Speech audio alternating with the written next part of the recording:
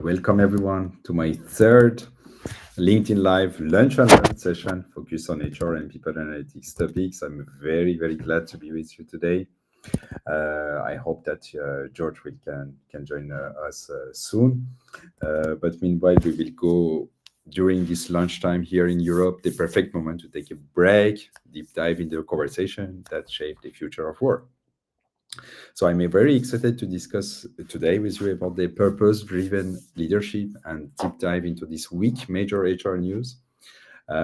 We have hopefully, the space for learning together, conversation, to have a collaboration. So feel free to share your thoughts, question throughout this session. Don't forget this discussion will be recorded. If you miss anything, you can catch up later on my YouTube page. Now let's dive into this conversation. Plus, what is new today, we will have a debate about the latest workforce trends and hear your thoughts about that. Um, so, so let's see. If you would like to join, I will, share just a link in the comments of LinkedIn so that you can join the conversation in live and be able, to have.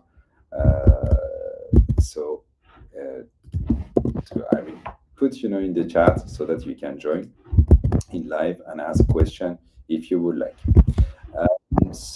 Let me go directly to the topic of today, and we'll debate in live from for that. Okay, let me go directly.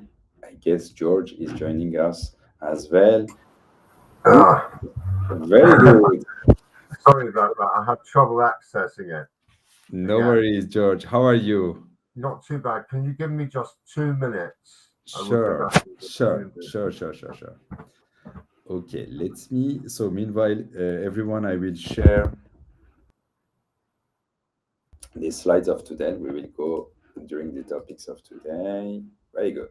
So, so we have, as you see, we have George Kemich, HR strategic and thought leader. Semi-retired, but still, here to share his wonderful thoughts about future of work. So, today debate is about the thriving, how we can thrive in the workplace. So let me go, if you see my screen, yeah. First discussion is about leaders who find their job purposeful. There is a discussion about leadership. We'll discuss about leadership purpose. That is just isn't just a personal value, it's the heartbeat of thriving organization. It's the bridge between individual motivation and the company greater mission, shaping culture, driving engagement, fostering a shared vision for success. So, leadership has always been about inspiration, is about trust, vision, and we are seeing a crisis of purpose today. There is a lot of research here, and I'm showing here, is about the gap between the meaning, and this meaning is fading in your workplaces, and teams feel disconnected. This disconnection is about employees, is about workflow. So workplace meaning is declining and engagement is slipping. Um, so as you see here, about the level uh, of gap that we have in the level of in the workplace. George, what is your thought on why this is happening, first of all, and how can leaders rebuild meaning in organization, in your point of view?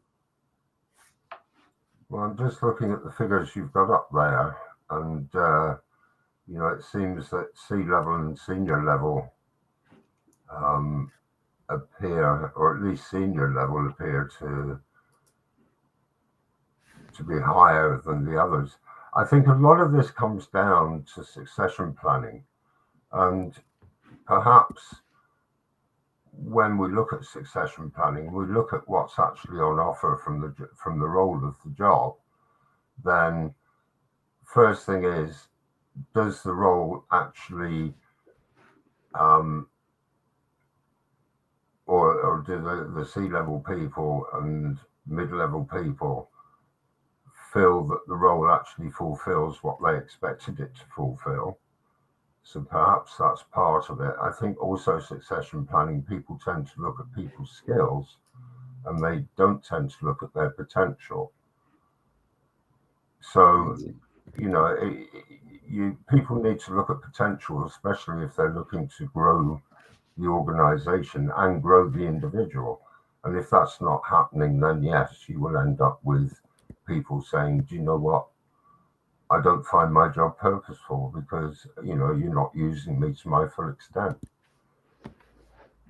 Great point, George. Great point, George. So I see in the comments that Andrew is coming from Paris. So yeah, this is a question that I would like to ask you. Where are you coming from today, from our attendees? So please put your location in the comments so that we can discuss about maybe it's a different purpose of the leaders. Pay country is different, but as George highlighted, it depends, of course, of the of coming from the succession planning issue that you have highlighted, George, is absolutely correct. And about this research, we see that 35% of frontline leaders say they find their work purposeful.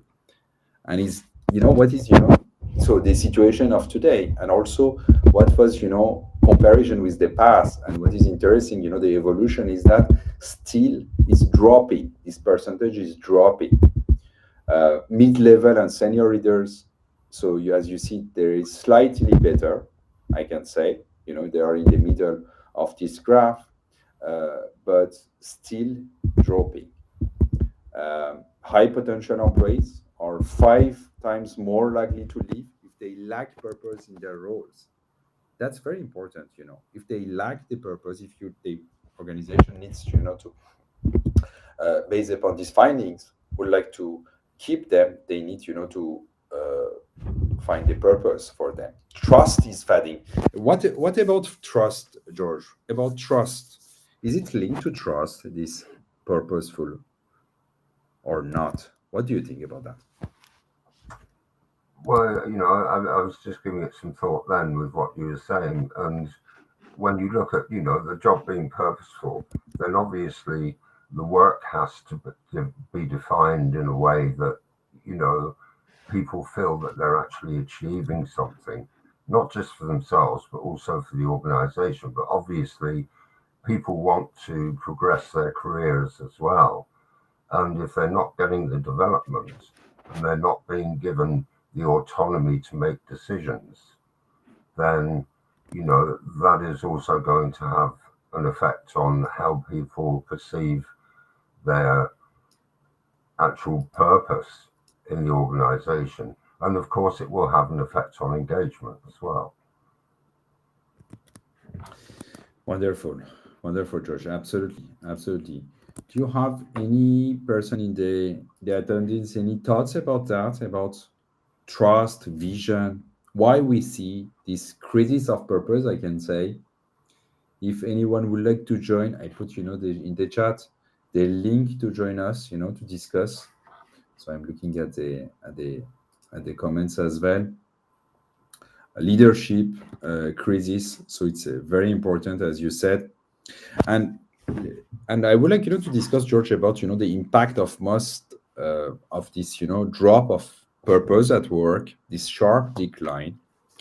I can What is causing this disconnect? We can discuss about the pandemic aftermath, about frontline leaders have faced crisis after crisis. I can say about remote work transition, staffing shortage, and team burnout. We can explain this disconnect maybe with this pandemic aftermath. Also, the expanding workloads, the responsibility have grown significantly. So they have some pressure to execute initiatives so that they have little voice in shaping. Uh, and also, it's impact the morale of the team as well. Another point is about career growth roadblocks as well. As organization flatten, there is opportunity to advancement shrink, leaving many leaders feeling stuck, disengaged, disconnected from their personal mission and company goals. What do you think about this, these three causes that I, enumerate here? What do you believe? Is it, linked to this, all of this reason? Sorry, I didn't catch that, Nicholas. You're Yeah, about the cause of this disconnect, the cause of disconnect. So as I said, it's about pandemic, expanding workloads, and career growth roadblocks. Do you think that could be a reason why this we see this decline? uh, well, that's a very good question. I mean, a lot of this will come down to, when you have flattened organizations and people, you don't have the hierarchy, then people will Yeah, tend to look at that and say, well, how do I get promoted? Um, but it's not just a case of promotion. And people may have to sidestep into another organization to gain that promotion. I mean, not every organization is capable of offering it. But the one thing that they can offer is development, and they can offer both leadership and management development. There's a slight difference between the two, as we know. But leadership development is something that, you know, we see so much written about people leaving bad managers, and that's not always the case. A lot of it can be down to the fact they're leaving organizations that are not given those that need to lead people the right training, mentoring, and coaching. You know, so there is a lot. There is a lot there to look at. I think probably individualization as well, because if you're treating all your team leaders the same, they're all going to be different, and they may even be at different stages of their own progression in their career and and their own progression in development. You have to treat them as individuals and look at what it is they need to be successful. And if that's not happening, then you will end up with this dip in people saying, well, I don't find my job purposeful. Well, no, they won't, because they're not actually doing what they should be doing, which is leading people and providing development for their team. Certainly at the team level. At mid level, well, they should be providing the same for their own team leaders, for whom they're responsible. And so it starts at the top and works its way down. Everybody should be providing development for everybody else.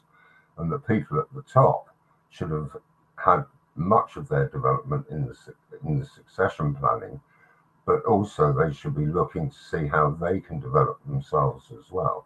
And when you look at this, there's two um, sides to this. One, the employer needs to provide development, but the employee needs to look for that development as well. And that's the same at leadership level.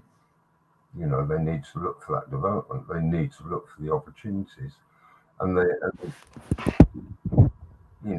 when you look for opportunities, it's not just looking at what you can see that is written. It's also looking for opportunities to see, well, how can I help, this organization grow and grow myself at the same time. So there's a lot there to think about. yeah, absolutely. Thank you. Wonderful, George, about these points. It's absolutely critical to address this leadership disconnect. It's critical for organization, and as you said, they must prioritize support, development, and purpose-driven leadership strategies to unlock this lasting impact. Absolutely. And looking at, as you said so rightly about the succession planning. I would like also, to discuss about these slides, these findings about purposeful leaders. That if we have these purposeful leaders in the each organization, Researchers found that there is 17 more likely to be energized. They have, impact on the team success. They keep their, best employees in their organization, so the attrition will go down. How leaders can reconnect with purpose and inspire teams in the area of workforce meaning, and how leaders can become a purposeful leaders. Do you believe about purpose for leaders, first of all? Is it something that you think that we need to develop purposeful leaders, or every leader should be purposeful for you?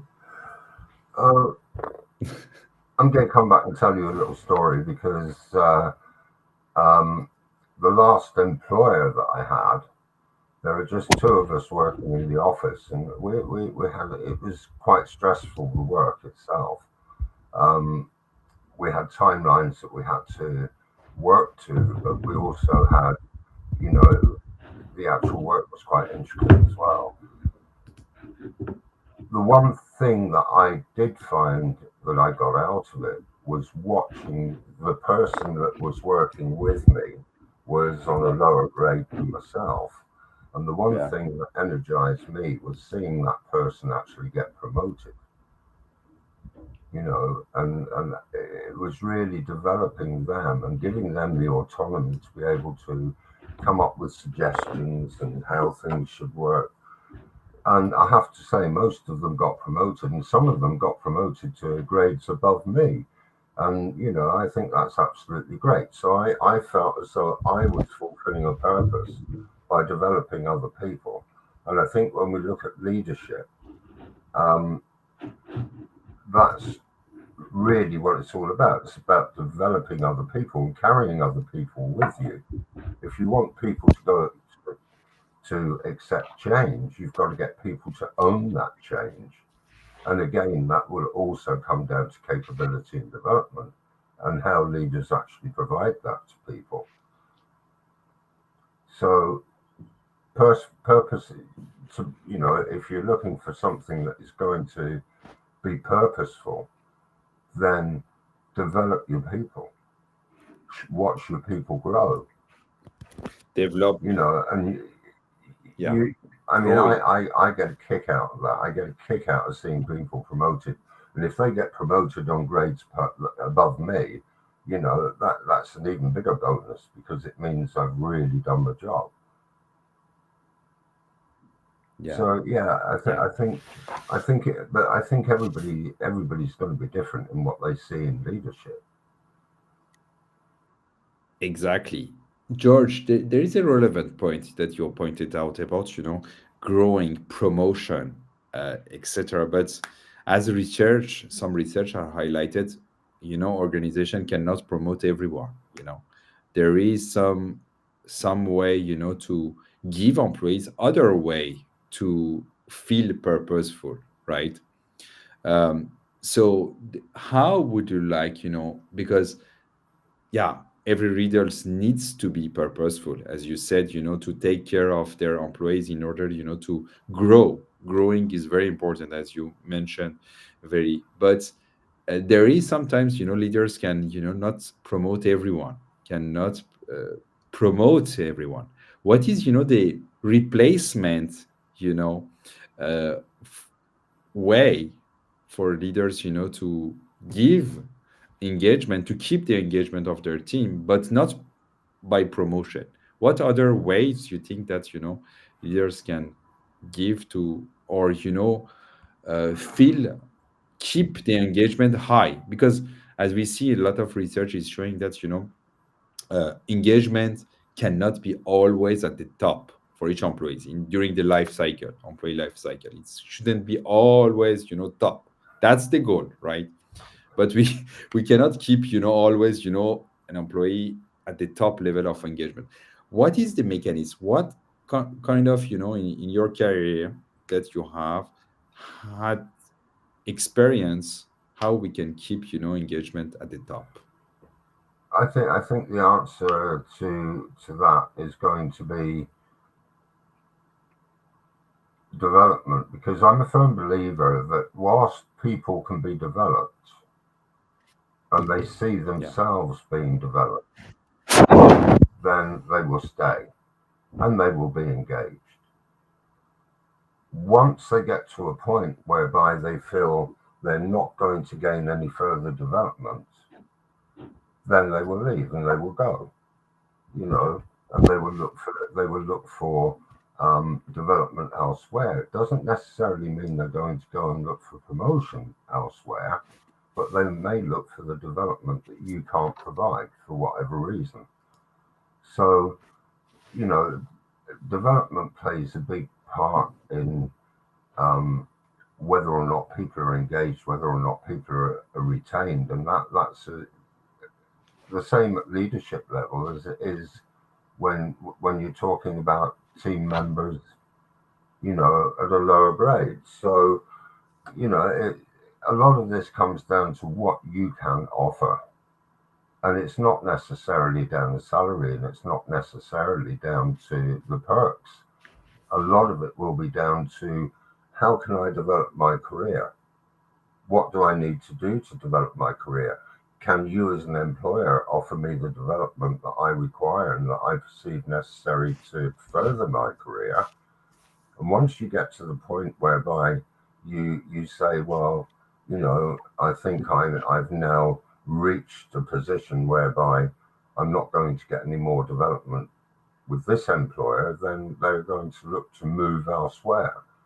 So a lot of it comes down to development. A lot of it comes down to um, making sure that people can uh, progress their professional network as well. So as they've got people around them that also help them to develop. You know, these are all areas that I think um, need to be looked at. And Absolutely, as George. much as the leadership level as anywhere else, but I mean, leaders also want to be developed, and if they get to a Yeah, point whereby they say, "Well, you know, I'm not going to get any more development." I mean, I left my last job not because I loved the employer, I loved the job, yeah, but I got to a point whereby I felt that I'd contributed as much as I could, and there was no more room for development for me. So I moved on and I started my own business. So, that was the way of it. As I say, nothing wrong with the employer. The employer did everything absolutely right. I got the development and I loved it and I loved the job. But when you get to a point whereby you say, what am I actually now giving to the organization? And you find that you can't give any more than you've already given, yeah, then maybe that's a point whereby you say, okay, fine, well, that means there's no more development for me, so I've got to move on. yeah. Absolutely, And I absolutely. think the two things are sort of intertwined, what you can offer to the organization and whether or not you've got to a point whereby if you can't offer any more, you're not going to develop yourself. So you need to move on to that development. No, very, very inspiring thoughts, George. Yeah, absolutely. It's not about compensation always, that as you rightly said. There is a comment from, so we have a lot of people coming from Paris. I have from Canada, Laurie, Herman. We have also Andrew coming from Paris. And from we have Nilanjana that said, what helps in developing a mindset that there is a joy in developing people? That's a good point. Is this something that can be developed in adult life, or is this something that starts in early childhood? It's a question of Nilanjana. Nilanjana, please put, where are you coming from? What is your thought about that? That's very, very important to joy developing people. You need to have joy as a leader. You need to have joy, to develop people. You need to be happy as well. And I think it's not, something that it's inside each leader. It can be developed, right, George? What do you think? Are we talking about where I'm seeing something up here that says what helps in developing a mindset that there is joy in developing people. Is that what we're talking about? Yeah, Um, well, I can tell you when mine started. I actually started with an employer, and for the first 3 years, received no development whatsoever, and it was something that I felt that I needed to progress. Obviously, it didn't do me any good because there was absolutely no way I was going to get promoted, and I felt that I was losing out, if you like, and it all came down to the fact that the people above me, if you hadn't started with the employer as an apprentice and had gone in directly on recruitment, then the people above me sort of saw the apprentices as being the niche people to actually be developed. And of course, development for people like myself fell by the wayside. And I always said that, if ever I got to a leadership position, then, that would not happen to other people that work for me. That the development would always be there for them. I think I probably wasted a good 3 years with that employer before I actually moved and found myself with people that had a totally different mindset and helped to develop me. And by that time, I was actually in an HR, and it was a case of I needed the development, and I received it.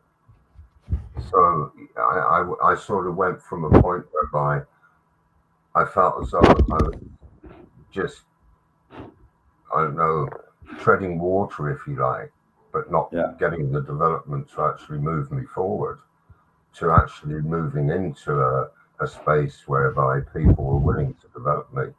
And I think I learned a lot from that. So I don't think it started from childhood.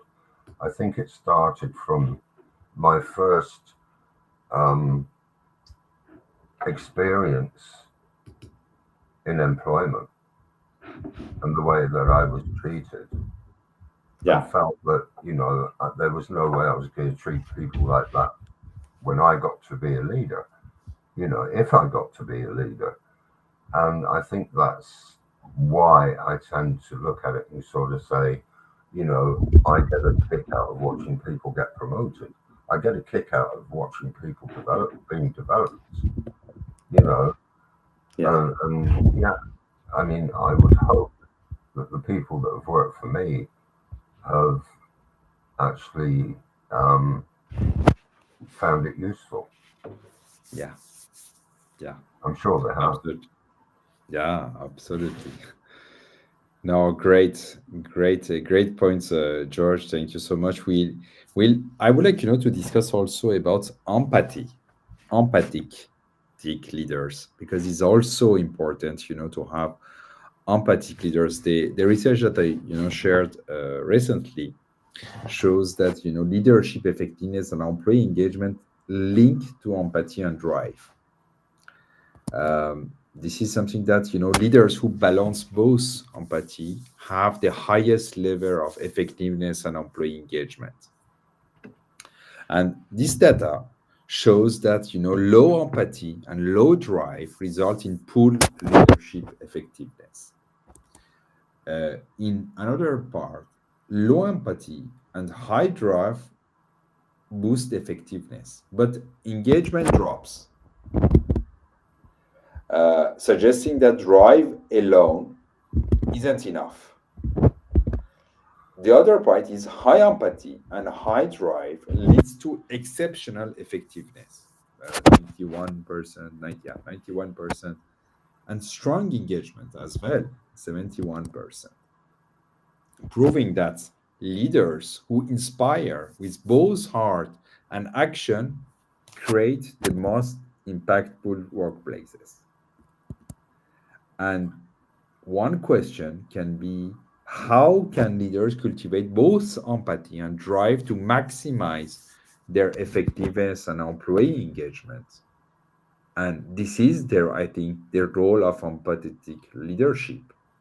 What do you think, George, about that, this part? I think a lot of this comes down to um, the management of human performance and how you treat people. You know, if you, I mean, we hear a lot said about um,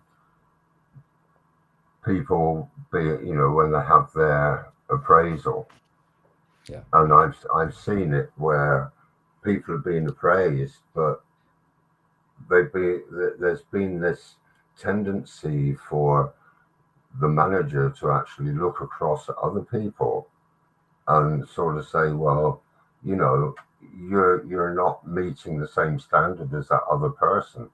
What they're not, and what they don't take into account is the fact that other person might be at a different stage of their development.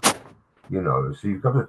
I think treating people as individuals is one way, and make sure that when you look at their work and when you look to provide them with work, you're giving them work that will develop them but not stress them. The other one is to, when you're actually assessing that work, is to assess the individual based on the work that they've been asked to do and not make a comparison against other people that may be at a different stage of their development. So that's one way. The other thing George, we need to George, one question. One question. You highlighted an important point about personalization of individuals, right, in the team. So to treat them, as you rightly said, as a to not compare each other, but as a leader, you need to compare each others, in order, to make a difference for the same role in the same job. When you would like, to compare them, how you compare them, if it's you would like, to give them appraisal or anything else. if you're going to compare them, I would suggest you compare their potential Yeah, very good point. rather than trying to compare what they are actually doing. Yeah, yeah, I think that is the difference. Is the fact yeah. that you need to look at people's potential and not just their skills. Do you think that today leaders are not looking at the potential of people and more about their task? I think that depends on the leader. Yeah, I mean, if I go back to what I was saying about the fact that I love developing people, um, a lot of that comes down to the fact that I've had to look at their potential to be yeah, able to do that. You can't develop people unless you know what their potential is likely to be. Um, so that in itself is important in my view. So you're not assessing the skills. Well, you are assessing the skills, but on an individual basis. But you can assess potential across the team. And you can look and sort of say, okay, fine. Well, I think, Fred is, he's got the potential to maybe do this and get this far. And maybe Patricia has got more potential and is going to go further on by doing something slightly different. It depends on knowing the individual, knowing where they are with their development. In other words, what skills have they got, and then looking at the potential to actually move them forward. absolutely, George. Potential is very important. That I know that we discuss with Dave always. He's highlighting the personalization of approach for that, and absolutely, it's very, very thoughtful. Thoughtful. There is another point as well, and that's inclusion. Yeah, Because if you want people to develop, yeah, then everybody has to be included. yeah, Because a lot of the development that people actually attain comes from the workplace itself. It's unstructured learning in the workplace. And if people are not included, then people will not communicate, they will not collaborate. And so somebody somewhere is going to miss out. And if you've got people that are missing out on that sort of development, then the organization is going to miss out on growth. So inclusion is another area that needs to be looked at. Is everybody included? You know, not just on maybe the one team. I mean, the team leader may be looking to make sure everybody's included in the team, but you need inclusion Yeah. across the organization as well, because if you make a change in one area, it's likely to have a knock on effect in another. So, therefore, everybody needs to be included in what is happening and in the development of both themselves and the organization.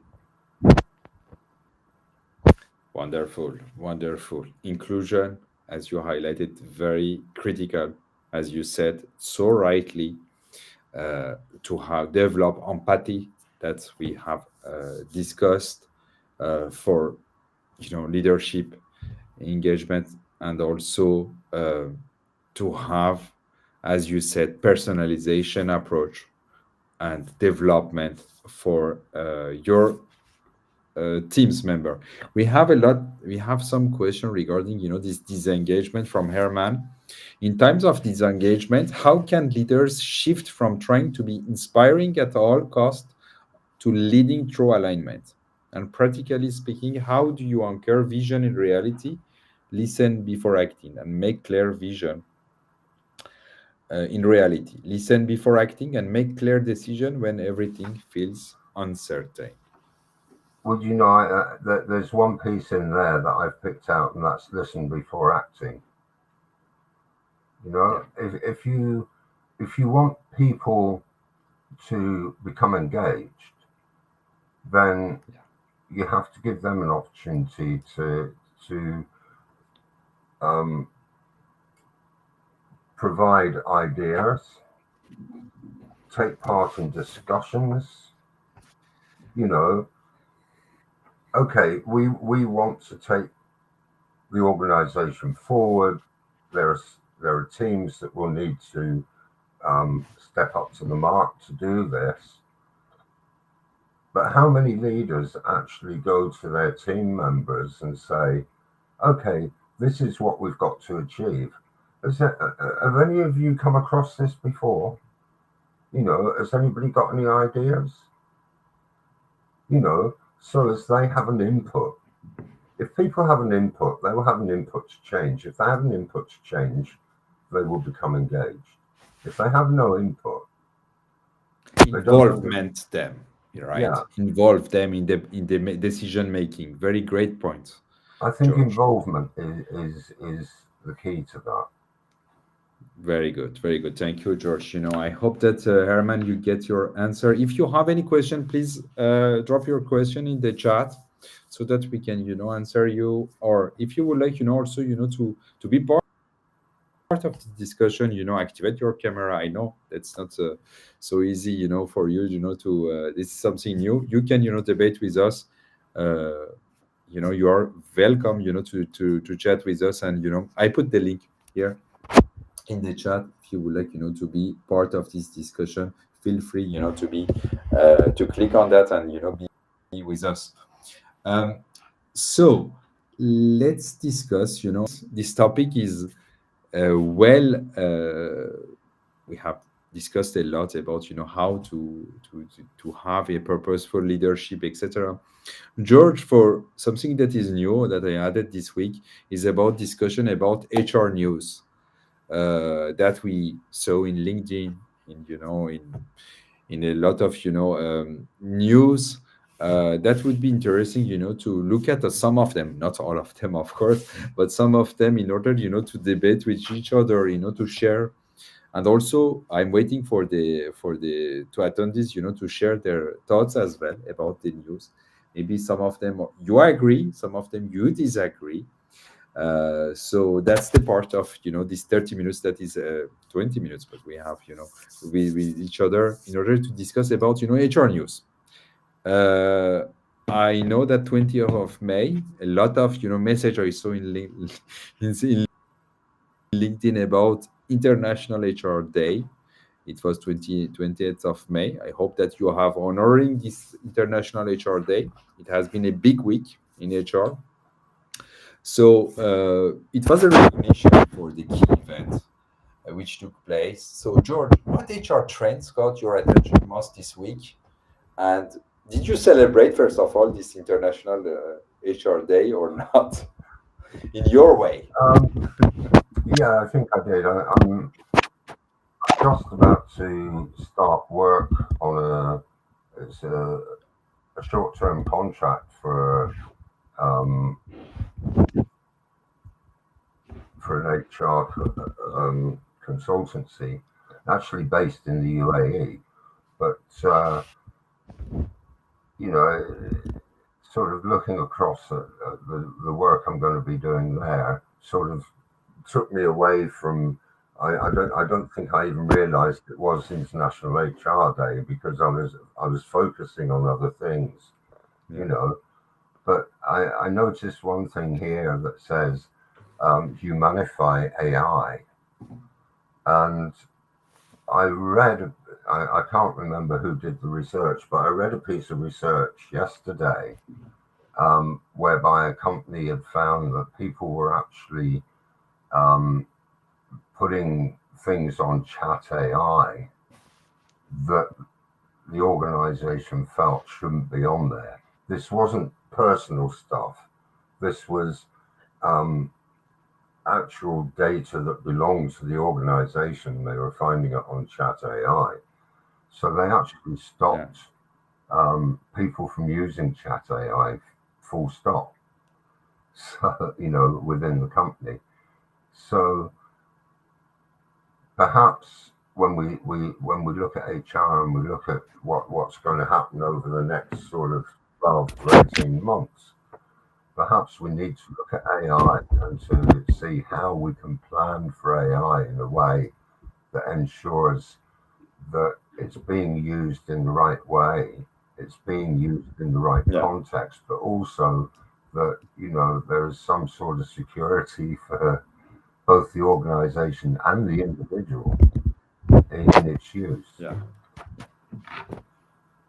So Now, it's very just it's inspiring just seeing thoughts. that up there, you manify AI, Yeah, and I thought, well, yeah, that's interesting because that was, when I read this piece the other day, whereby the organisation had said, that's it, you're not to use chat AI at work, you know, um, and I think a lot of that comes down to poor planning on the organisation's part and yeah. having a poor AI policy. So maybe that's something that HR does need to look at. Make Very sure we get it inspiring right. thoughts. I mean, Yeah, yeah, sure, chat sure. AI is useful, provided it's Yeah, being used in the right way. yeah, absolutely. Absolutely.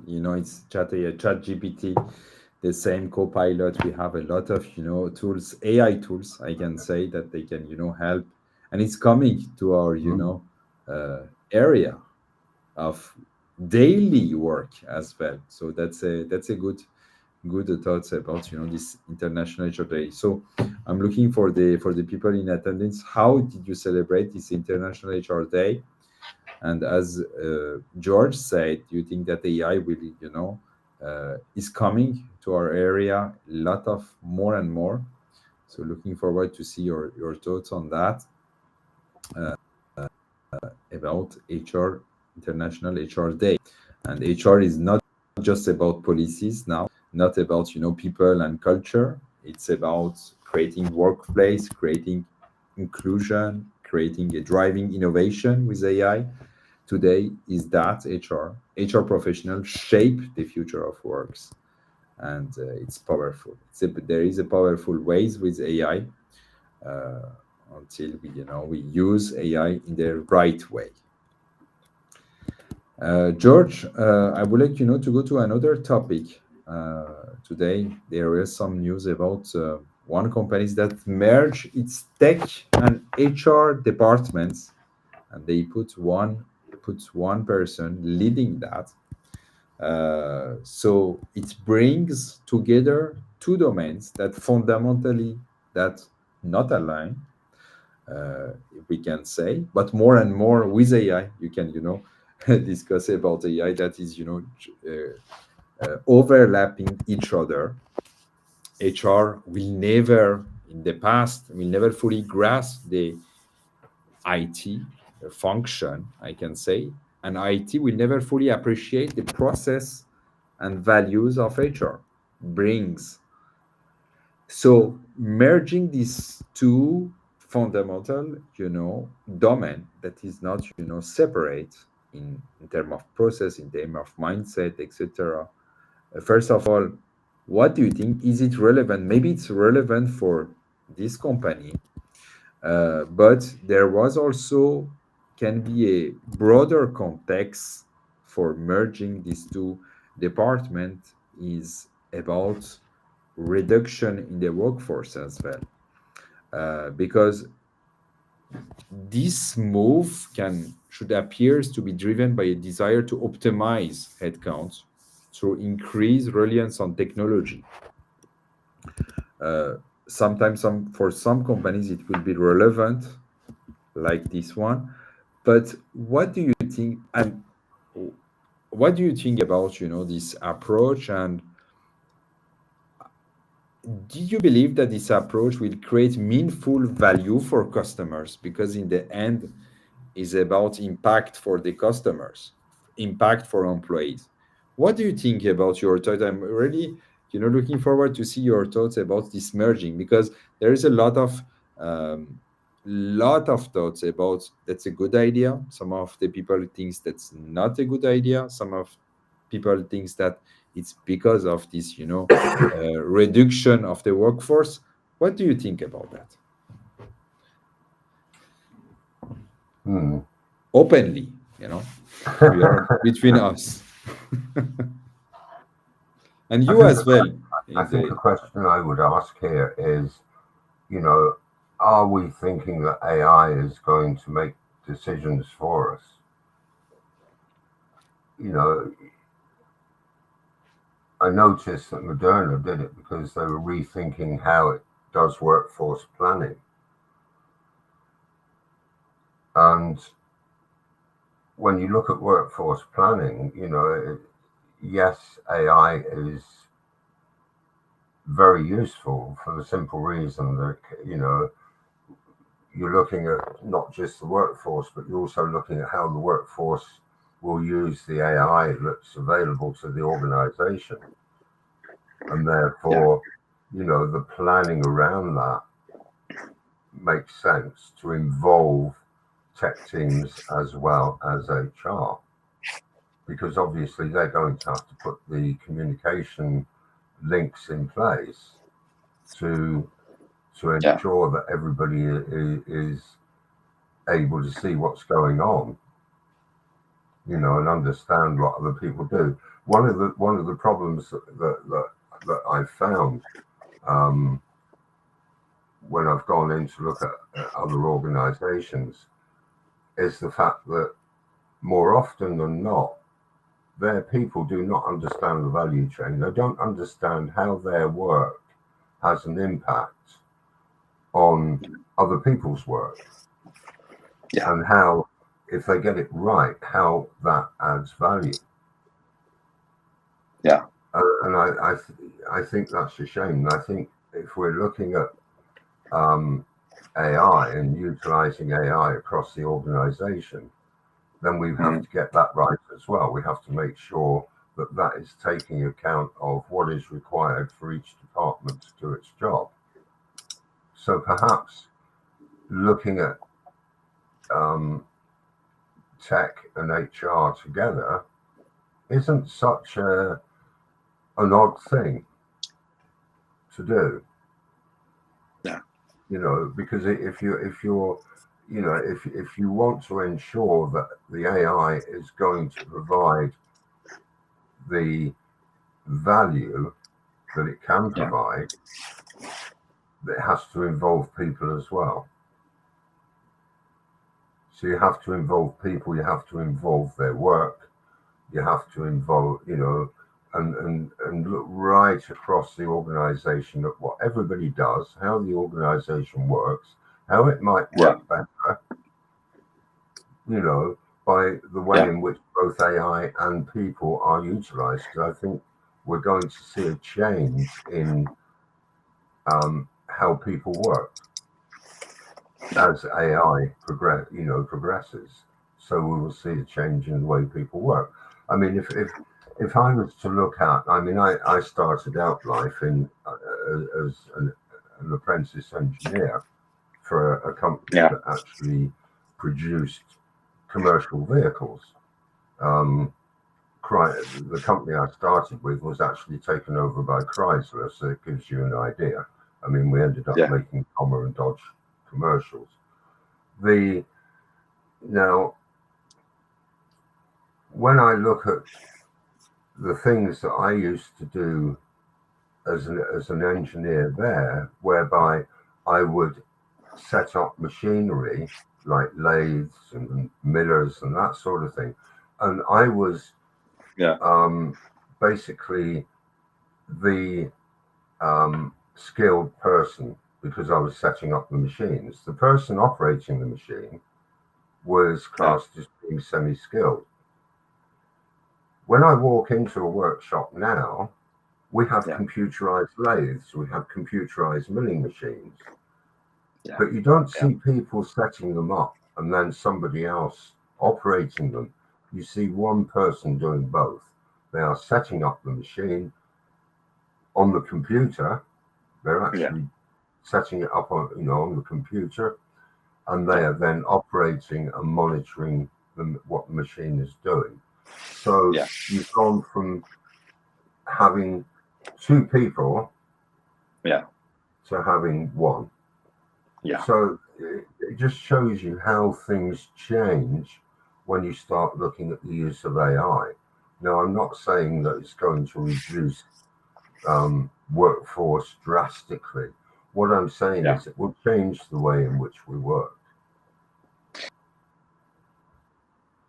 Absolutely. Very inspiring, example that you gave us, the way that, how we work is fundamentally important, and it's not replacing, again, it's not replacing us, it's changing the way, not yet, I can say, not replacing us. And it's a great, transition to the next news that I would like, to highlight to this week is about AI replacing jobs in complex and evolving area. It's about one company that was, published. This news is about the CEO of this company has put that automated at AI has automated hundreds of HR roles, uh, but created new programming cells. So why AI is reshaping the workforce is not just about elimination, but is about workforce transformation. As you said, before, how the way we work has shifted. This shift highlights a fundamental challenge. Are companies truly prepared to reskill these displaced workers? I can say, because this is how we call them, displaced. They are doing some way today, and tomorrow with AI, we need to change your jobs, do another task, maybe more accurate, maybe more uh, mm, human touch way, because everything that human can be automated, it's going to AI. And another way to enhancing productivity, and to have the cost of human connection. And is AI enhancing productivity at the cost of human connection? How to businesses balance this efficiency with ethical workforce decision as well? That's something that we need, to think about that.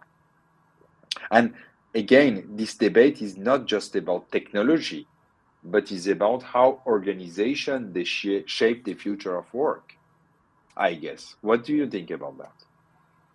About particularly this point? I think this is probably one of the reasons why you should have HR working with tech. Yeah. Because as we said previously, AI can change the way in which we work. Yeah. Looking at people I think may become displaced, and but I think there are a number of roles that will come up. Um, I again worked for a company that put an HR system in place, and they thought that it was going to. It was a big company worldwide, and they thought Yeah. that it would actually reduce the HR workforce by 20%. Didn't quite work out like that, because what they found was that although their people weren't inputting as much data, what they were having to do was to monitor how the data had been input. In other words, they'd actually had to, I suppose, look at the quality of the data, making sure it was correct. I mean, the actual system itself, it allowed people to do different things.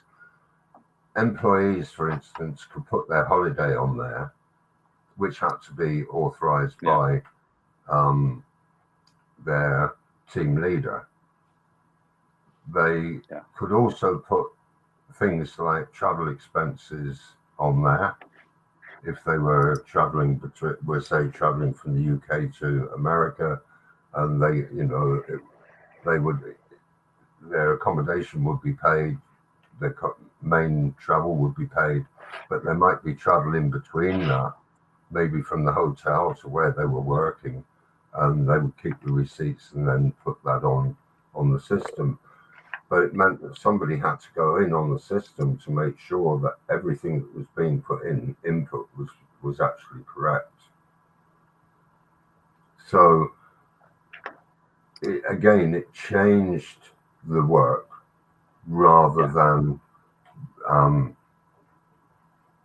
reduce the numbers by it. But I think it made a reduction of about 5% in the end, because the other 15% was being spent monitoring the system.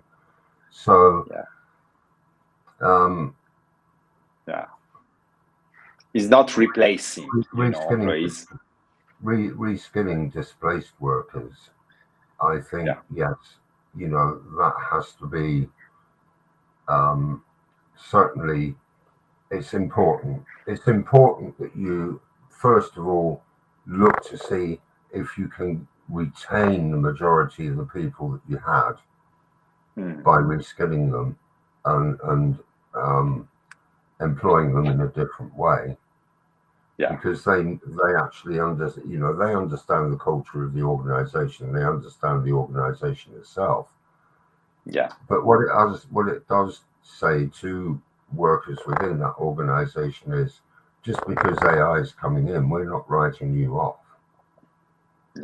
We will find other things for you to do, provided you want to stay with us. I think that's important. But what about the people? But what about the people that are not going to stay with you? What are you going to do for them? And I think the answer there is the fact that you have to try and assist them in finding employment elsewhere, not just leave them as they are.